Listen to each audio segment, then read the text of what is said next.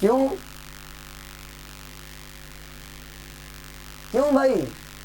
क्योंकि ये बोन है, ये भी बोन है, और ये लाल कलर की ये मसल की एक टेंडन है और ये दूसरी टेंडन है और ये हिस्सा है बेली रीजन।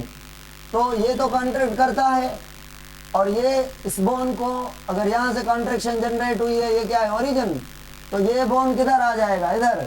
तो इसने भी मूव किया, इसने भी मूव किया, किसने नहीं किया? इसने नहीं किया। ये बोन स्टेशनरी है तो ये टेंडन मूव नहीं करेगा। जहाँ पे मूवमेंट जनरेट हो रही है वो ओरिजिन है, तो ओरिजिन कम से कम मूव करेगा या ना के बराबर करेगा। ठीक है, ये क्या है? बोथ ए एंड बी नहीं होगा। ठीक है ना, इंसर्शन मूव करेगा, ये नहीं होगा। टेंडन दोनों कैसे? एक की बात करो ना, इंसर्शन थोड़ा बहुत करेगा, हाँ ओरिजिन सही है। समझ आ गई? Which of the following is not a character of smooth muscle? ये तो पता है ना, मल्टी न्यूक्लिएटेड नहीं, सेल्फ एक्साइटेटरी हैं, और स्ट्राइटेड नॉट अ कैरेक्टर। हाँ मल्टी न्यूक्लिएटेड नहीं, सही है, मल्टी न्यूक्लिएटेड नहीं है ना भाई। स्मूथ मसल, एक मिनट भाई। Which of the following is not a character of smooth muscle? Is a character of smooth muscle करें। अब देखें, नहीं है, नहीं है, सेल्फ एक्साइटेटरी है। Self excitatory smooth muscle. Self excitatory का मतलब जो मसल अपने आप को खुद एक्साइट करें। ये तो काम करती हैं किसके कहने पर? ये या तो हार्मोन के काम पे, या तो जो सीएनएस है उसके, सीएनएस के भी कौन से पार्ट ऑटोनॉमिक के पार्ट पे कहती है, तो ये भी नहीं हुआ ना। तो ये कैरेक्टर स्मूथ के इनमें से कोई भी नहीं है, नहीं है ना। मल्टी न्यूक्लिएटेड स्केलेटल है, स्ट्राइटेड ब्रांचेड कार्डियक है, और ये सेल्फ एक्साइटेटरी कार्डियक है, मतलब इसका कोई नहीं।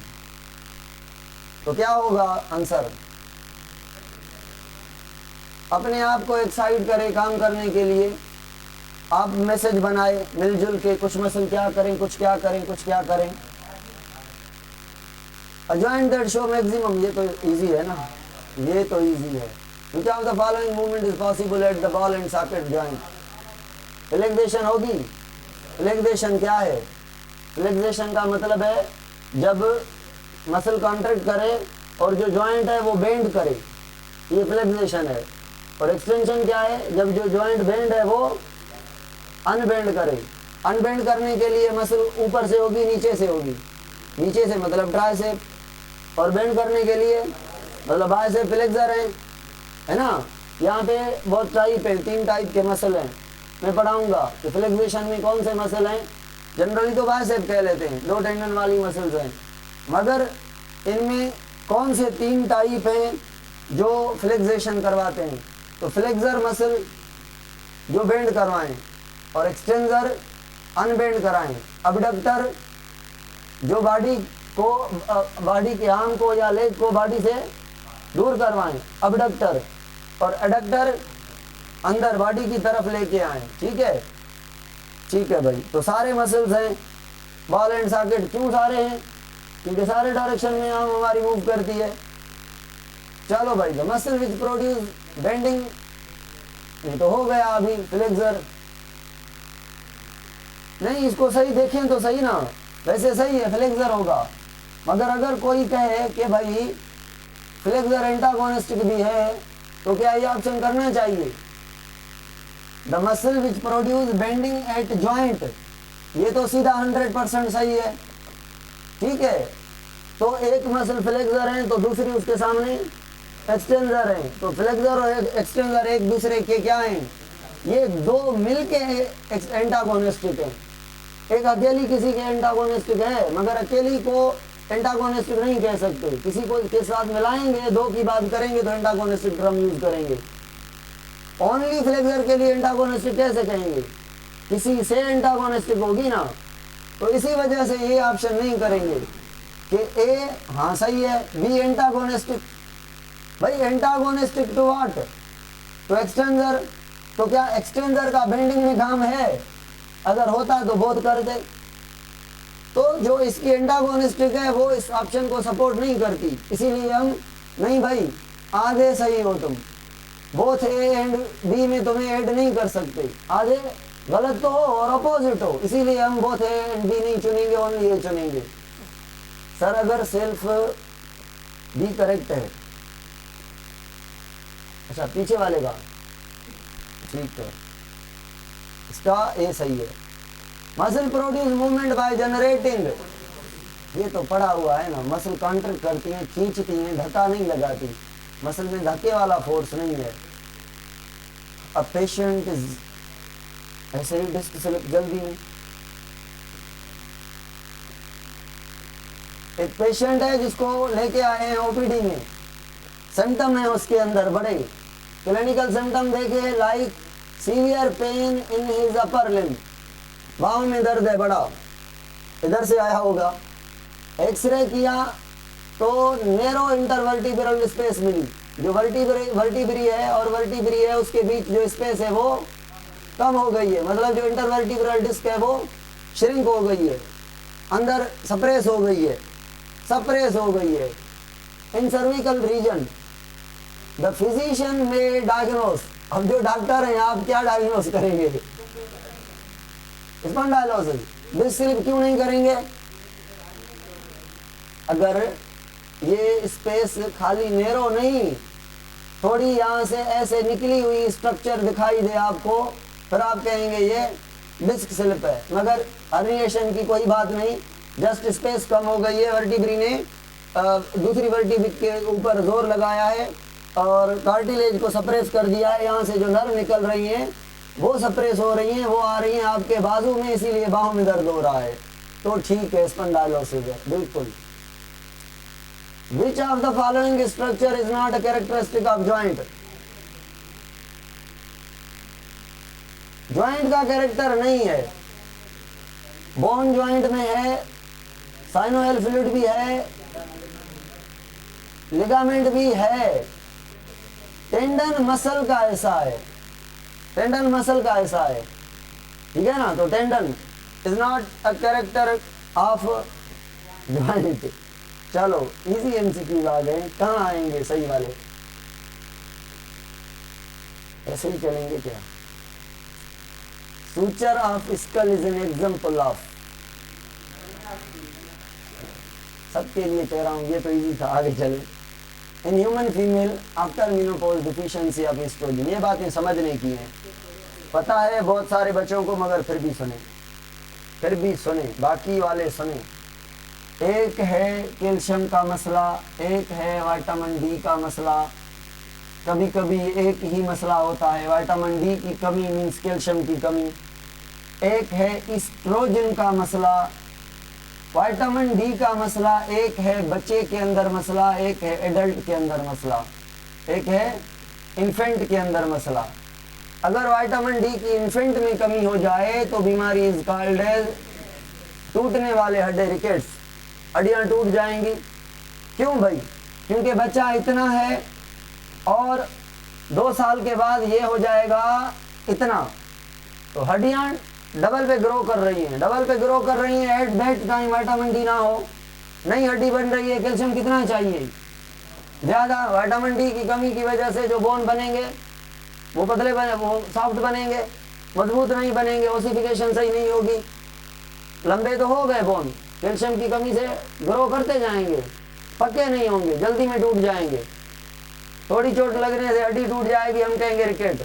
अगर ये बड़ा आदमी हो जाए, बड़े होने के बाद विटामिन डी की कमी है या विटामिन डी की कमी की वजह से कैल्शियम की कमी है, ब्लड में भी कैल्शियम आपने नहीं खाया, तो आपकी ब्लड ने क्या किया, जो बोन में स्टोर था वो ले लिया, बोन में जो स्टोर था कैल्शियम वो भी ले लिया। अब बोन का कैल्शियम कम हो गया, एक आया नहीं, दूसरा जो है वो ब्लड में चला गया। अब अगर एडल्ट आदमी के अंदर बोन के अंदर कैल्शियम की कमी हो जाए तो उसे कहते हैं ऑस्टियोमलेशिया, ऑस्टियोमलेशिया। और अगर एस्ट्रोजन की कमी हो जाए, ये तो फीमेल में होगी, ये जब मेंसेस आना बंद हो जाएंगे, मेनोपॉज कंडीशन, फर्टिलिटी खत्म हो जाएगी, 50-55 ईयर के बाद एस्ट्रोजन की कमी इफेक्ट करती है सेम विटामिन डी और कैल्शियम पर, बोन में डिपोजिशन ऑफ कैल्शियम पर, ईस्ट्रोजन का भी रोल है डिपोजिशन में। ईस्ट्रोजन मेंटेन रखता है बोन को, अगर ईस्ट्रोजन गया तो मेंटेनेंस ऑफ बोन कैल्शियम भी गया। तो फीमेल जो एजिड फीमेल होती हैं उनके अंदर ईस्ट्रोजन की कमी की वजह से कैल्शियम ब्लड में बोन में कम हो जाएगा, निकलता जाएगा, मेंटेन नहीं होगा कैल्शियम। बोन अपने आप का कैल्शियम मेंटेन नहीं कर पाएंगे, जो मांगेगा दे देंगे। तो बोन से कैल्शियम निकलता जाएगा और बोन्स के अंदर ऐसे होलो स्पेस बन जाएंगी। यहाँ पे बोन होलो हो रहे हैं, खोखले हो रहे हैं, तो खोखले हो जाएंगे, इसको कहेंगे बोन के अंदर पोर, ऑस्टियोपोरोसिस। तो फीमेल के अंदर क्या होगा? ऑस्टियोपोरोसिस होगा। रिकेट किसके अंदर होगा? अगर इन्फेंट बच्चा है कैल्शियम की कमी की वजह से। ऑस्टियोमलेशिया, ऑस्टियोआर्थराइटिस क्या है?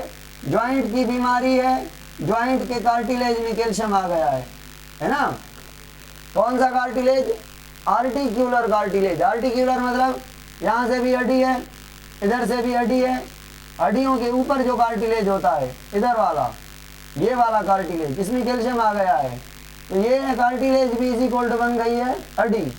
तो ये अगर हड्डी जैसी बन गई है तो जॉइंट काम नहीं करेगा, शॉक एब्जॉर्प्शन नहीं होगी, सीधी चोट लगेगी।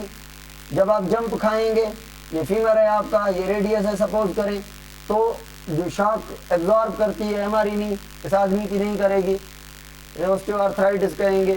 ज़्यादा घूमेगा तो ये जॉइंट जो है वो काम नहीं करेगा।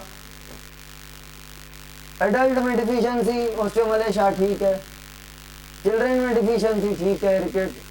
Which of the following cartilage is an example of epiglottis? Articular cartilage bone की चोटी पर कौन सी होती है? मैं पूछ रहा हूं, बोन की चोटी पे ऊपर, ये हाइलिन है। अब ये सवाल है, नोज की चोटी, लॉन्ग ग्रोइंग बोन की चोटी हाइलिन होती है, सबसे अबंडेंट हाइलिन होती है, ठीक है, सबसे अबंडेंट हाइलिन होती है, बोन की चोटी पर हाइलिन होती है, नोज की चोटी पर हाइलिन। यहाँ पे सवाल है cartilage, which type of cartilage epiglottis में पाई जाती है? हाइलिन नहीं होगी एपिग्लोटिस में, फिब्रो भी नहीं होगी, तो इलास्टिक पड़ा है हमारे पास, ऑप्शन 100% सही है। इलास्टिक कार्टिलेज की कोई खूबी बताएं? हाँ, टूटती नहीं, सबसे पक्की होती है और सबसे ज़्यादा फ्लेक्सिबिलिटी इसमें होती है। तो कोलाजन का कौन सा टाइप है ज़्यादा है इसमें? टाइप 2 है। और कौन सी कार्टिलेज है जिसमें कोलाजन टाइप 1 भी है, बोन वाला? फिब्रो, कॉमन सेंस होगा ना, फिब्रो में टाइप 1 भी प्रेजेंट है, इसलिए थोड़ी वो पक्की है, ठीक है। और ज्यादा लेक्यूना वाली कौन सी है? ज्यादा लेक्यूना मतलब खाली स्पेस ज्यादा है, तभी तो फ्लेक्सिबिलिटी ज्यादा है। इलास्टिक समझ आ रही है ना। चलो भाई, main element of bone calcium पड़ा है, बाकी को देखेंगे नहीं, कुछ भी नहीं। Which type of cartilage an example of epiglottis? पक्का? Which of the following cartilage has no perichondrium? नहीं, ये पेरिकोंड्रियम आपके फिब्रो में नहीं होती, भाई, फिब्रो में पेरिकोंड्रियम नहीं होती। प्रोटेक्शन के लिए वो खुद बोन जैसी बन गई है, अंदर जो पल्पस होगा, सॉफ्ट पार्ट होगा, बाहर वाले जो एन्युलस रीजन होगा, ऐसा जैसे कार्टिलेज में होता है, उसको प्रोटेक्ट करेगा। फिब्रो पोर्शन खुद प्रोटेक्ट करेगा अंदर वाले पोर्शन को, पेरिकोंड्रियम नहीं होती इसके अंदर। वाइट मसल फाइबर, अच्छा ये बात मुझे इसीलिए ऐड करनी पड़ी, 1-2 बुक्स हैं जिनमें ये एमसीक्यूज है और 1 दफ़ा 2 दफ़ा पूछा गया है, इसीलिए भाई सुनिए, ये जो वाइट मसल है ना, वाइट कलर के मसल, ये क्यों है पता है? क्विक रिस्पांस के लिए, जल्दी रिस्पांस के लिए, और जल्दी बट शॉर्ट टर्म, ऐसा नहीं कि 1 घंटे के लिए काम करेंगे।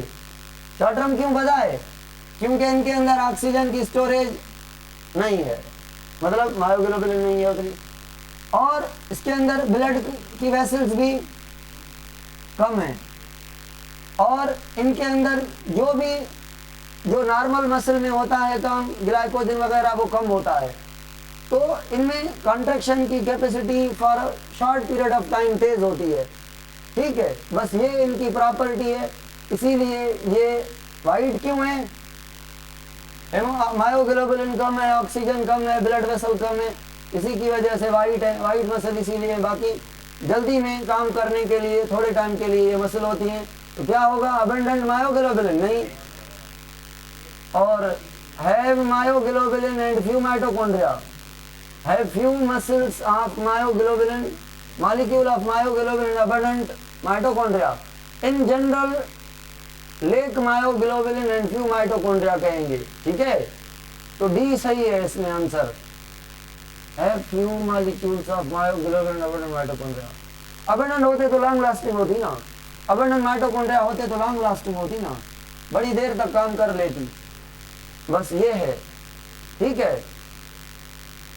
ये आंखों के अंदर होती है जो रिफ्लेक्स एक्शन करते हैं, उसके लिए ये होती है, एक झटके में काम करने के लिए, बस एक मोमेंट के लिए काम करती है। बस ऐसा नहीं कि फुट स्टोर नहीं है तो काम कैसे करेगी, इतना करती कहाँ है, 1 मिनट भी नहीं करती, एक झटके के लिए जल्दी में काम करती है। इसको बनाया ही गया है रिफ्लेक्स एक्शंस के लिए, ठीक है। In order the order in contraction of muscle is, भाई एक मिनट, इसको मैं नई स्क्रीन पर लेके जाऊं, कंप्यूटर वाले ने कर दी है मिस्टेक, और उसको हमें सेट करना है। क्या कर दिया है इसने कर दिया है मसला। अब ये 1, ये 2, ये 3, ये 4, कोई ABCD नहीं।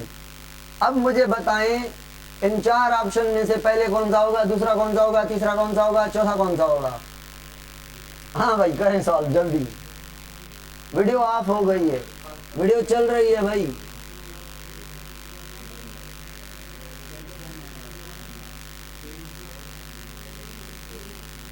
वीडियो चल रही है ना, वीडियो।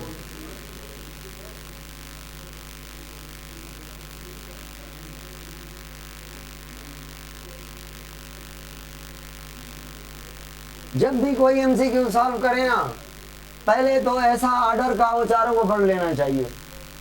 चारों को पढ़ लेते हैं। जनरेशन ऑफ एक्शन पोटेंशियल सही है, मसल में एक्शन पोटेंशियल जनरेट होता है। काम कैसे करेंगे? रिलीज ऑफ न्यूरोट्रांसमीटर, हाँ न्यूरोट्रांसमीटर आता है, मैं भी पहला हो। फॉर्मेशन ऑफ क्रॉस ब्रिज, ये तो काम की बात है ना। रिलीज ऑफ कैल्शियम, ये उससे पहले की बात है। तो मुझे लग रहा है ये लास्ट है, ये चौथा हो जाएगा, क्रॉस ब्रिज, ठीक है। पहला कौन सा होगा? ये पहला हो जाएगा।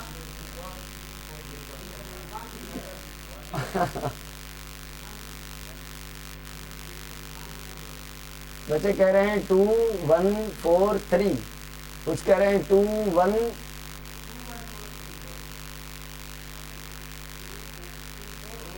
4 3।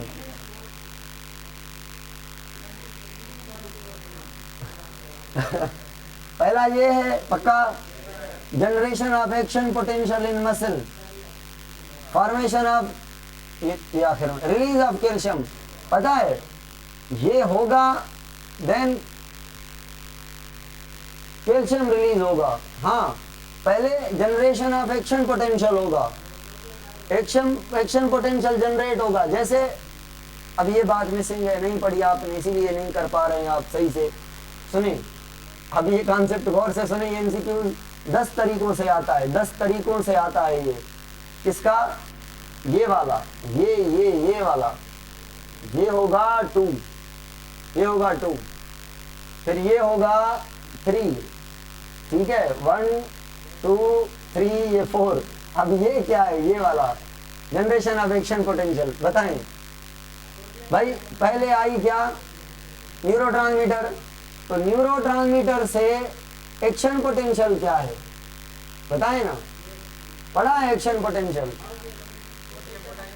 जैसे न्यूरॉन में मैसेज जाता है एक्सॉन से, प्रोपिगेट होने के लिए जहाँ से स्टार्ट होता है मैसेज, वो एक्शन पोटेंशियल होता है।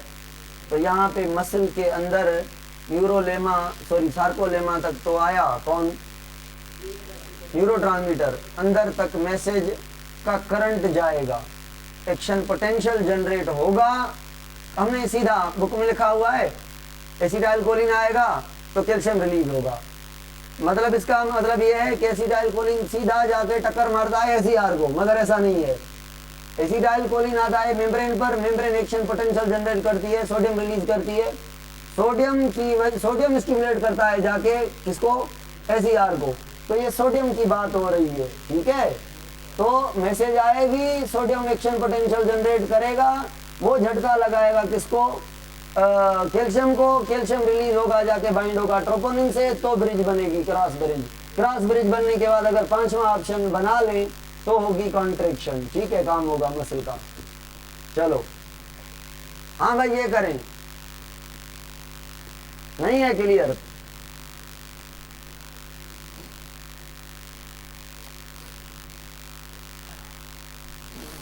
हानि कहो था कहो सॉल्व एनर्जी।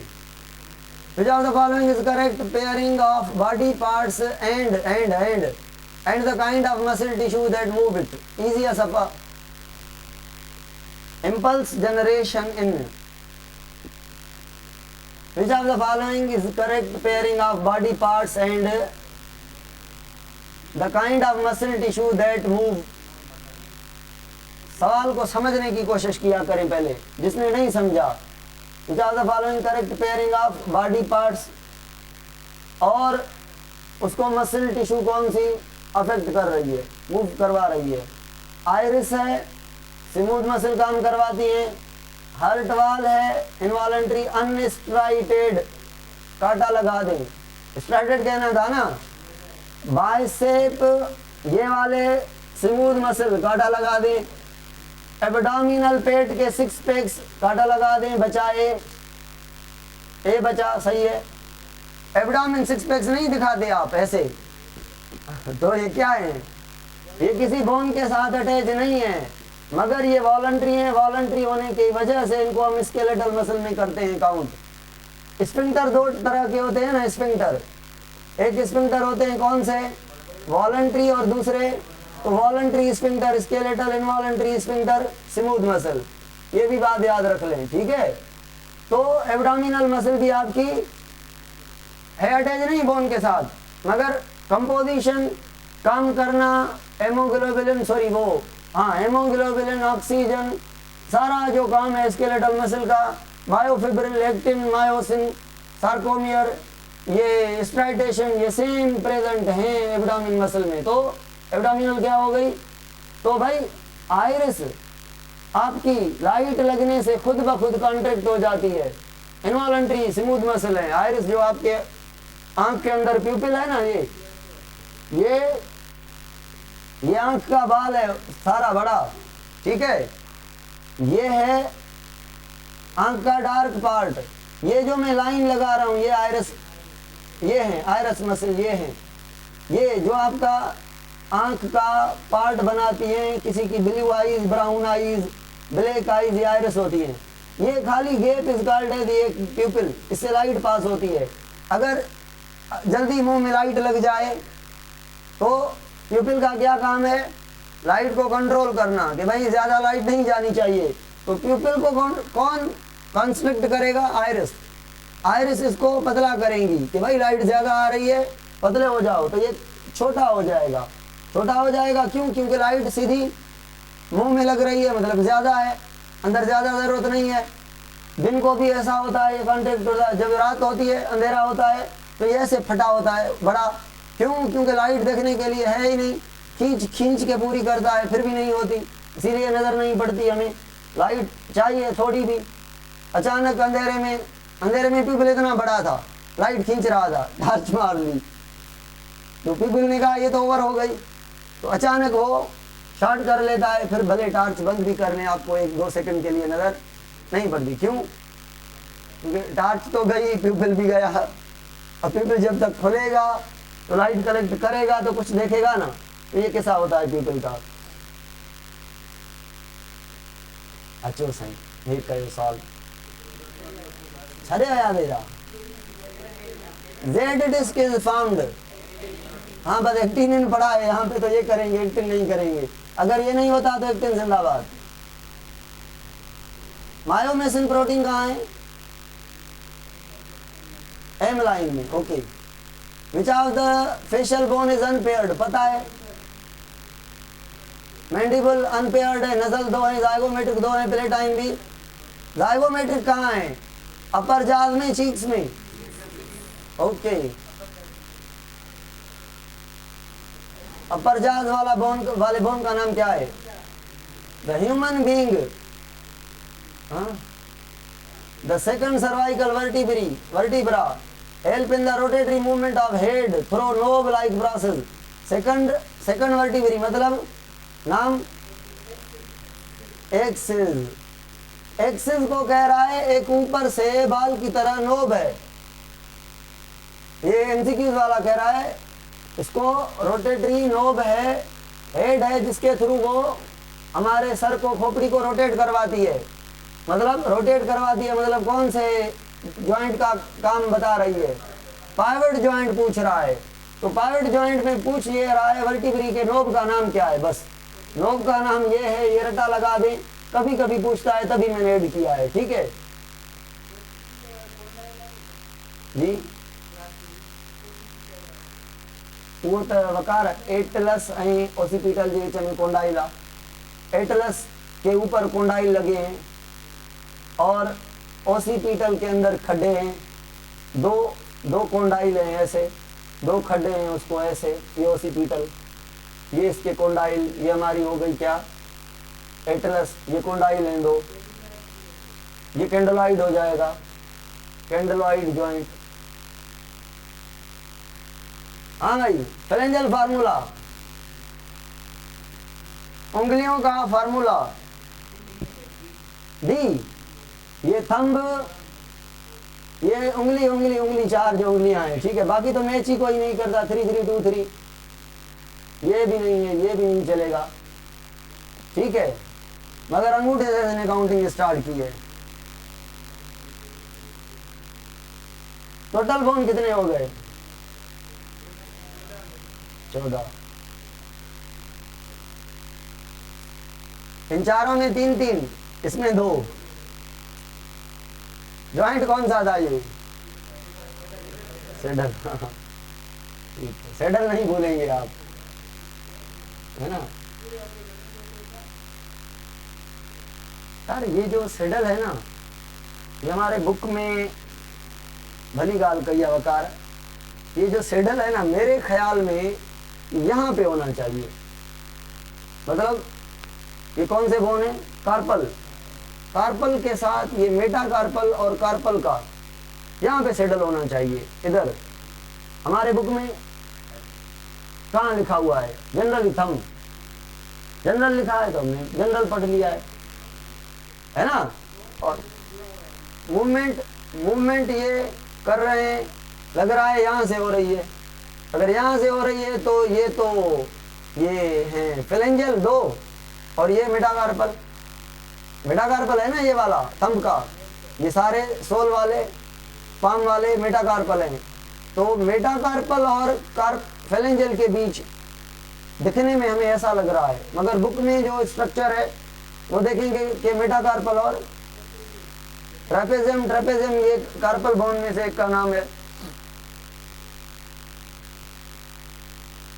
हाँ, द मूवमेंट ऑफ ओवा, ये ओवरी है। ये कौन सा पार्ट है?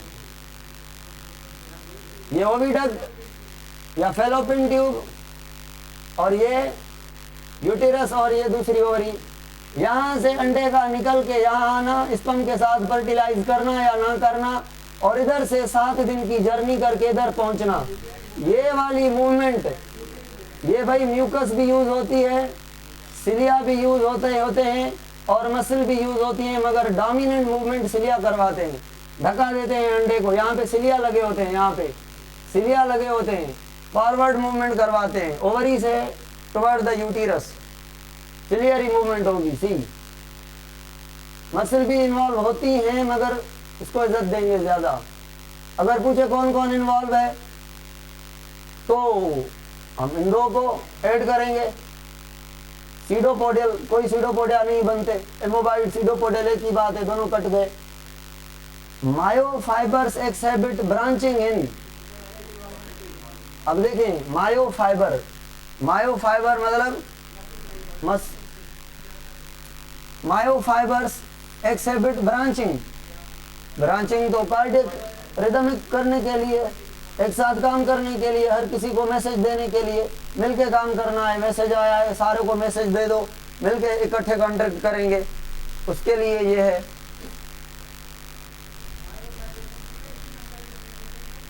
जी मायोफेब्रल कार्डियक में भी यूज होगा, स्मूथ में नहीं होगा, सही से ऑर्गेनाइज वे में। The membrane bisecting the I band of myofibril,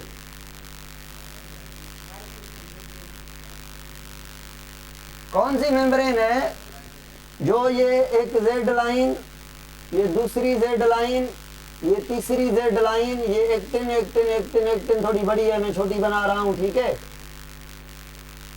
ये इधर मायोसिन, ये इधर मायोसिन, ये एक्टिन। अब आई बैंड, ये सारा आई बैंड नहीं है क्या, ये इसका आई बैंड, ये इसका आई बैंड, आई बैंड को बाइसेक्ट कर रही है, आई बैंड को तो जेड लाइन कहेंगे, ठीक है ना। आई बैंड को दो हिस्सों में डिवाइड कर रहा है, ऐसा पहला ऐसा दूसरा। असल में आई बैंड सारा एक होता है, मगर एक सार्कोमेयर में ये आई बैंड मानते हैं हम एक, फिर ये एक, मतलब ये आधा ऐसे है, हम जनरली एक एक मानते हैं, ठीक हो गया। तो होगा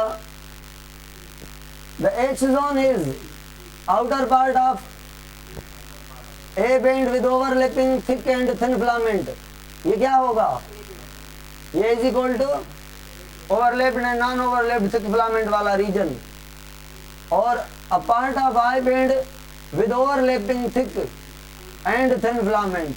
कुछ नहीं बात बनी, सही से नहीं पहुंची। Central part of A band with only thick filament चलेगा, 1000% चलेगा, ठीक है। Central part of I band नहीं भाई, बात ही सही नहीं की इसने।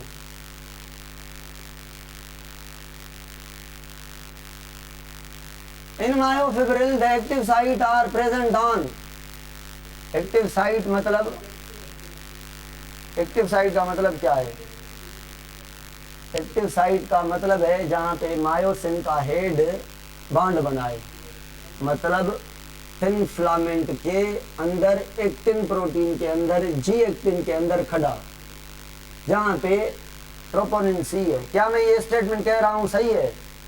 मैं कह रहा हूं कि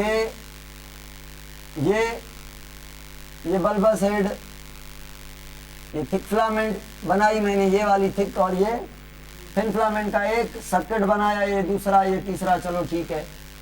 मैं कह रहा हूं जो ब्रिज बन रही है थिन और थिक फिलामेंट के बीच, ठीक है, मोटी बात है। थिन फिलामेंट के एक्टिन और मायोसिन के बीच, सही बात है। एक्टिन के जी एक्टिन और मायोसिन के हेड के बीच, सही बात है।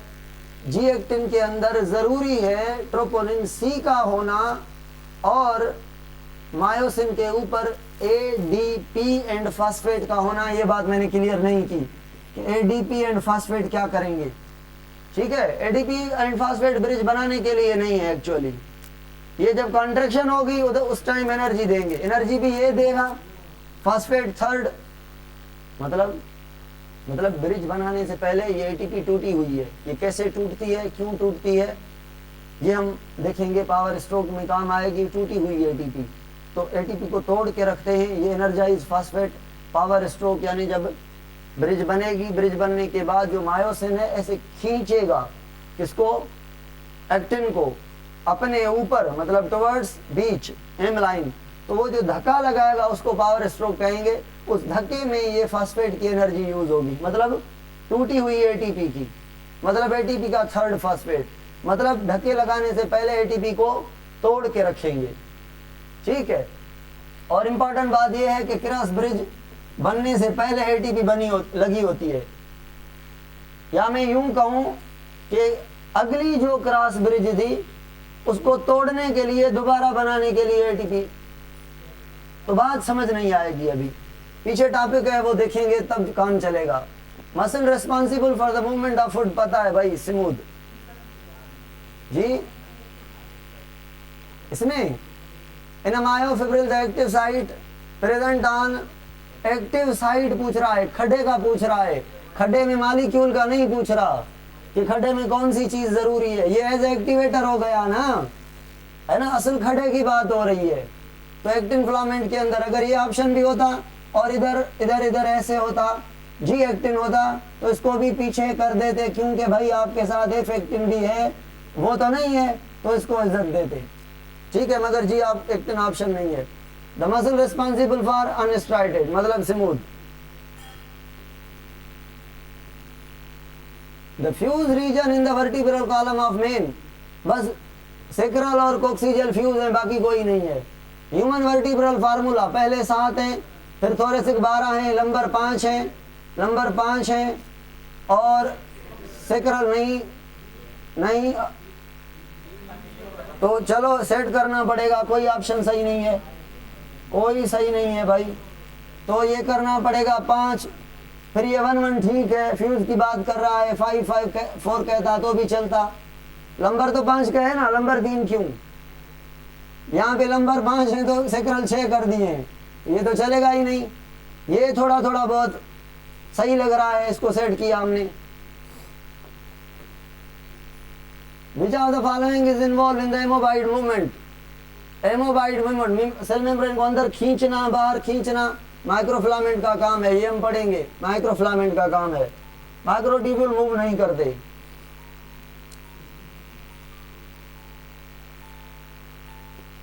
कहीं थोड़ा थड़ी चलियो, ठीक है, भले हले पई काल मसलो ना है।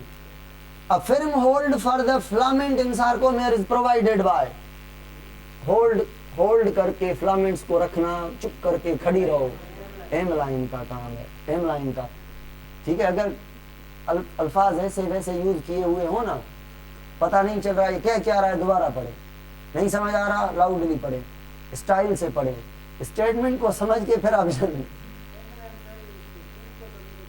A firm hold for the filament in a sarcomere is provided by,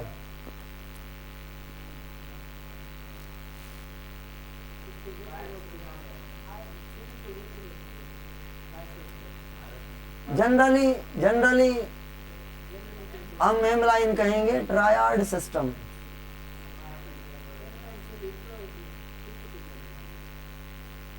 triad system का जो पढ़ेला यही के ॾिसूं था, मुझे ट्रायड सिस्टम ना ही पढ़ियल। हेमलाइन जनरली सही है। हेमलाइन जनरली हम पढ़ते हैं कि ऐसी कोई प्रोटीन जो फिक्स करती है किसको, एक्टिन तो फिक्स ही नहीं है ना, थिन फिलामेंट तो फिक्स है ही ना, वो तो मूवेबल है ना। फिक्स तो ओनली हेमलाइन करती है थिक फिलामेंट को, थिक फिला है ही fix, thick filament, thin fix है ही नहीं, तो इस हवाले से हेमलाइन सही है। थिन फिलामेंट फिक्स है नहीं, अटैच्ड और बात है, फिक्स और बात है।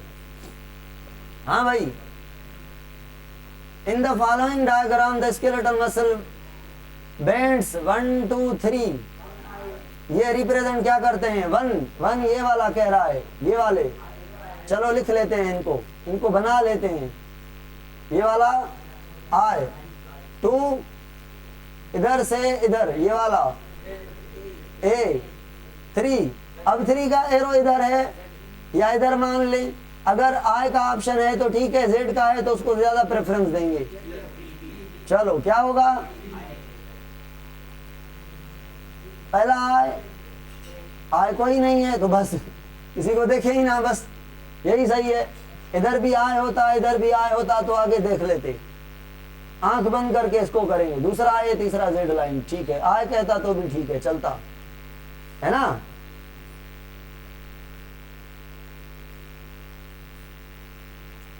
The genetic deformity of skeleton, मतलब स्केलेटन में मसला है, जेनेटिकली मसला है, जेनेटिकली फॉल्ट है, फॉल्ट स्केलेटन में, हड्डियों में, मगर जेनेटिकली है। That leads to the inhalation of food and to the respiratory tube, duct, lungs, aspiration pneumonia. जब वो खाना खा रहा है तो उसका खाना इसोफेगस में जाने की बजाय सांस वाली नालियों में जा रहा है। तो बताएं मसला क्या है। माइक्रोसेफली मतलब ब्रेन का छोटा हो जाना, वायरल इन्फेक्शन है। ऑस्टियोपोरोसिस एस्ट्रोजन की कमी की वजह से बोन्स में पोर हो जाना, वो अंदर होते हैं, उसका लेना देना लंग से नहीं है। ऑस्टियोआर्थराइटिस का भी लंग से लेना देना नहीं है। क्लेफ्ट पैलेट का मतलब है ये जो माउथ का लोअर पैलेट है, ये वाला, ये सारा कटा हुआ हो। एक होता है लिप पैलेट, जो लिप्स हैं वो कटे हुए होते हैं, बच्चा पैदा होता है लिप यहां से नहीं होता। एक है क्लेफ्ट पैलेट। क्लेफ्ट मतलब कटा हुआ, पैलेट मतलब आपका ये माउथ का अपर रूफ, ये अपर रूफ कटा हुआ है। तो जब खाना खाएंगे, जब स्वेलिंग करेंगे, स्वेलिंग नहीं, क्या कहते हैं, सॉलोइंग, सॉलोइंग, सॉलोइंग करेंगे तो जबान के ऊपर खाने को रख के अंदर ढका देते हैं ना, पैलेट से लग के यूवला को ऊपर करके खाना जाके धक्का लगाता है कहाँ पे, फेरिंग्स पर। फिर फेरिंग्स ट्रेकिया को बताता है खाना आ रहा है, एपिग्लोटिस को बंद करो, ग्लोटिस को बंद करो। तो जब ऊपर से खाना भेजेंगे, यूवला को टच नहीं करेगा, यूवला के ऊपर ऊपर जाएगा, क्योंकि क्लेफ्ट पैलेट है ही नहीं, पैलेट टूटा है। जबान के जोर से सॉलोइंग उधर चला जाएगा लंग्स में, तो क्लेफ्ट पैलेट सही रहेगा। The function of the functional partner of bone, bone का फंक्शनल पार्टनर, स्ट्रक्चरल पार्टनर कौन है? स्ट्रक्चरल पार्टनर है लिगामेंट, ठीक है। और फेशिया, फेसिकल मसल के बंडल हैं, टेंडल मसल के स्ट्रक्चरल पार्ट हैं। बोन को काम करने के लिए जो एनर्जी देता है, चलाता है, जो इंजन है बोन की, वो मसल है। तो फंक्शनल पार्टनर हमारा ये है। वो तो स्ट्रक्चरली होल्ड करते हैं ना, बोन को कहते हैं हम नहीं छोड़ेंगे, जॉइंट आपका टूटने नहीं देंगे। जो बोन को चलाता है, काम करवाता है, बोन से मूवमेंट करवाता है। विच of the following protein of muscle also have enzymatic, हाँ बताएं, सीधी बात है। एटीपी कहाँ पे अटैच होता है? मायोसिन के हेड पर। तो एंजाइमेटिक एक्टिविटी मायोसिन की हो गई। एटीपी का तोड़ना, हाइड्रोलिसिस, उसका ये एंजाइम काम करेगा ना, समझ आ रही है? तो एंजाइमेटिक एक्टिविटी आपकी होगी मायोसिन में। और क्या ऑप्शन है? नहीं चलेगा, नहीं चलेगा, नहीं चलेगा। एटीपी हाइड्रोलेज, जो एटीपी को हाइड्रोलिसिस करेगा। Which one contain bone number of the fore limb of the humerus, radius ulna, carpal, carpal कितने? Carpal, metacarpal, phalanges. तो 14, 5, 8, 14, 5, 8, 14, 8, बस यही सही है ना। Radius ulna, humerus, none of these क्यों? सही पड़ा है ऑप्शन हमारे पास। रेडियस अल्ना मिला के दो, उसने हैंड लिखा है, हम क्या करें? हाँ भाई, आखिरी एमसीक्यूज करें तो निकलने की करें हम। विच वन रिफ्लेक्टेड अर्निंग, इसको अच्छे से देखेंगे कि लो लेवल से झटके कैसे लगते हैं, मसल स्पाज्म कैसे होती है।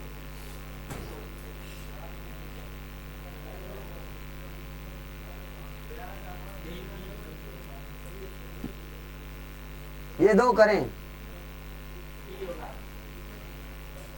Which is the answer for ligaments? These attach muscle to the bone. These attach muscle to muscle, attach bone to bone, and are elastic in nature.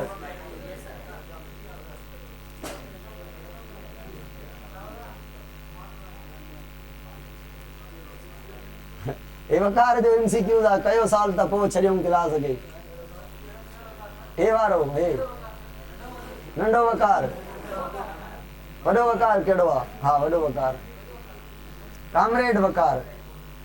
हाँ, इसमें क्या करना है?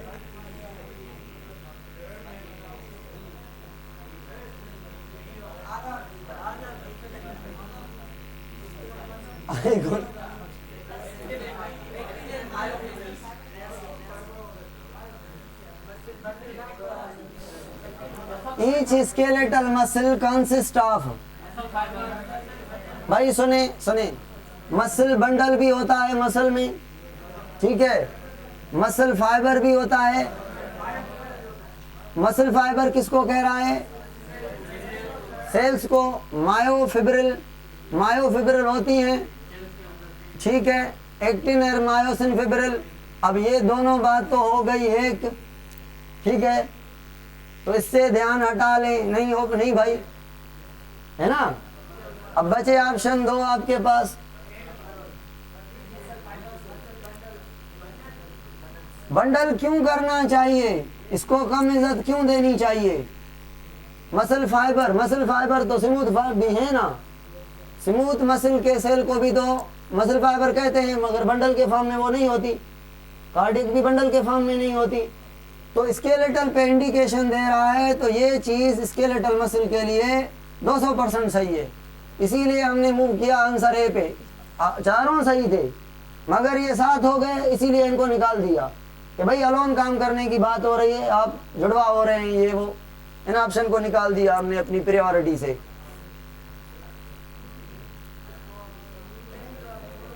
The part of muscle that contract, भाई अनइलास्टिक, अनइलास्टिक तो होगा नहीं।